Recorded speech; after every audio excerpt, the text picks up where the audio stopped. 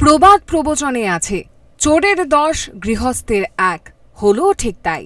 শুরু হয়েছিল 2018 থেকে চোরের গতিরথ থামল এসে 24-এ। পুলিশ হয়ে পুলিশের ঘরেই চুরি করার দায়ে চাকুরি থেকে বরখাস্ত হতে হলো এক পুলিশ কনস্টেবল সহ 3 করণিককে। পাপের ঘরা পূর্ণ হলে ধর্মরাজের হাতেই থাকে শেষ পরিণতির ঠিকানা। সিপাহীজলা জেলা আরক্ষা প্রশাসনের অন্দরে কর্মরত 3 করণিক সহ এক পুলিশ কর্মীর বিরুদ্ধে উঠে আর্থিক তছরূপের অভিযোগ। জানা গেছে 2018 সাল থেকে হাতে খড়ি পড়েছিল ওই দুর্নীতি চক্রের পাণ্ডাদের। পুলিশ কর্মীদের বেতন ভাতার টাকা, ট্রাভেলিং অ্যালাউন্সের টাকা সহ উৎসব অনুদানের টাকার উপরেই তাঁদের নজর ছিল। দিব্যি অর্থ নয়ছয়ের কারবার চালিয়ে আসছিলেন ওই চক্রের পাণ্ডারা। চক্রে যুক্ত হয়ে পড়ে এক বিশ্রামগঞ্জের সবজি ব্যবসায়ী খনিলাল দেববর্মা। তাকেও জালে তুলেছে পুলিশ। ঘটনা নজরে আসতেই শুরু হয় বিভাগীয় তদন্ত। এদিকে এই মারাত্মক আর্থিক তছরূপের কাণ্ড কারখানা সামনে আসতেই শুরু হয় জেলা আরক্ষা প্রশাসনের মধ্যে দৌড়ঝাঁপ। জেলা আরক্ষা প্রশাসন তদন্তে নেমে চিহ্নিত করে অভিযুক্তদের।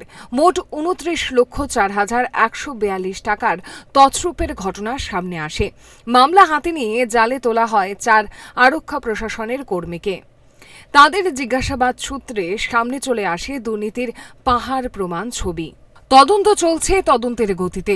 অভিযুক্তদের গ্রেপ্তার করে তোলা হয়েছে আদালতে। প্রশাসনের তরফে ধৃতদের জিজ্ঞাসাবাদে 3 দিনের পুলিশ হেফাজত চেয়ে আবেদন জানানো হয়েছিল আদালতে।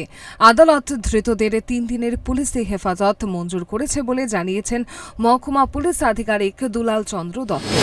তথ্য প্রমাণের মাধ্যমে গতকালকে অভিযান চালিয়ে আমরা 5 জনকে অ্যারেস্ট করি, আজকে আদালতে সোপর্দ করি এবং 3 দিনের পুলিশ রিমান্ডের আর্জি জানিয়েছিলাম, আদালত মঞ্জুর করেছেন। মোট এখানে সরকারি কর্মচারী কতজন আছে? সরকারি কর্মচারী এখানে 4 জন আছে। তাদেরকে কি সাসপেন্ড করা হয়েছে? হ্যাঁ, 4 জনকে সাসপেনশন করা হয়েছে। পুলিশ কর্মীদের প্রাপ্য টাকা তছরূপ করে নেওয়া ধৃতরা নাকি পুলিশকে জানিয়েছেন তারা সমস্ত টাকা খরচ করে ফেলেছে। কি জানিয়েছেন মহকুমা পুলিশ আধিকারিক, শুনুন।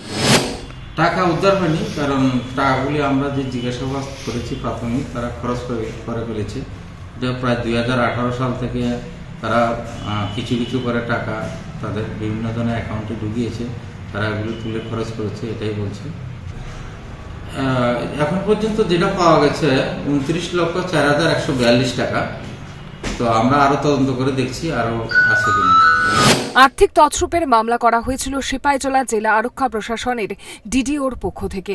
মামলা দীর্ঘ সময় ধরে হাতে নিয়ে তদন্তও চালিয়ে আসছে পুলিশ।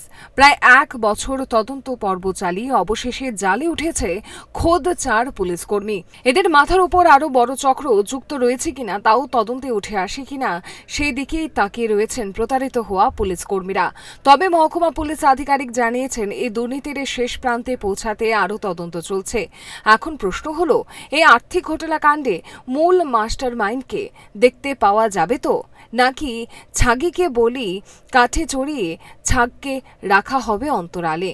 কারণ খোদ পুলিশের ঘরেই যদি পুলিশ চুরি করে তাহলে সাধারণ গৃহস্থের নিরাপত্তা কই? Bureau report, Times 24 network. জুড়ে থাকে বাঁধন